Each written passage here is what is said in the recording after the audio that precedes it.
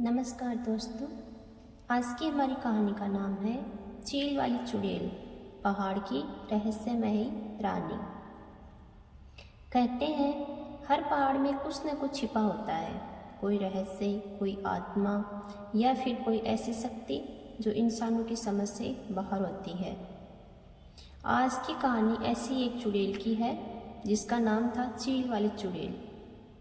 क्योंकि जब भी वह आती थी तो सबसे पहले आसमान में उड़ती काली चीलों का झुंड दिखाई देता था और फिर शुरू होती थी मौत की परछाइयाँ। हिमालय के तलहटी में बसा था एक छोटा सा गांव का नाम था घनगढ़। चारों तरफ घने जंगल, पहाड़ी रास्ते और बीच में एक पुरानी किला था। गांव वाले कहते थे उस किले में चील वाली चुड़ैल रहती है। दिन में कभी दिखती नहीं थी, लेकिन रात को पहाड़ों पर उसकी हंसी गूंजती थी। हर रात पहाड़ की चोटी पर एक सफ़ेद साया घूमता और साथ में उड़ती दर्जनों काली चीलें। जो भी उस साये के पास गया या तो वापस नहीं लौटा या लौटकर पागल हो गया। एक बार कॉलेज से 3 दोस्त आए, रवि, तनुज और माया, अपने यूट्यूब चैनल के लिए उस किले की जांच करने पहुंचे। रात के 12 बज रहे थे। हाथों में टॉर्च और कैमरा लेकर वे किले में दाखिल हुए। जैसे ही रवि ने कैमरा ऑन किया, उसकी स्क्रीन पर कुछ अजीब सा छाया दिखी। तनुज बोला, भाई ये देखो, कैमरे में कोई खड़ी है। माया ने कहा, अरे पागल मत बनो, वो तो चील का साया होगा। लेकिन जैसे ही उन्होंने 2 कदम और बढ़ाए, दरवाज़ा अपने आप धड़ाम से बंद हो गया। चारों ओर सन्नाटा और अचानक कानों में आई एक कर्कश हंसी। कौन आया मेरे इलाके में? रवि डर से कांप उठा।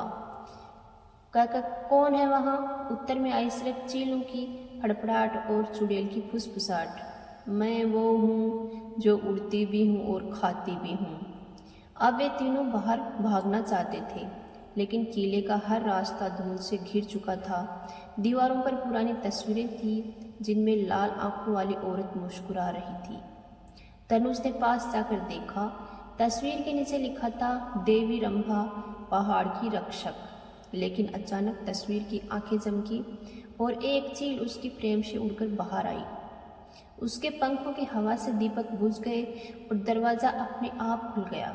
बाहर एक औरत खड़ी थी, सफ़ेद साड़ी में, बाल खुले और आंखें अंगार जैसी लाल। वो हंस रही थी।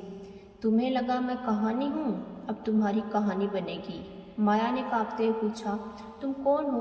वो बोली, मैं वो हूँ जिसे गांव ने श्राप दिया। मैं थी इस पहाड़ की देवी, पर इंसानों के लालच ने मुझे चुड़ैल बना दिया। कहानी पलट गई। सैकड़ों साल पहले ये औरत मंदिर की पुजारी थी। लोग उसे देवी कहते थे क्योंकि उसके पास चीलों को बुलाने की शक्ति थी।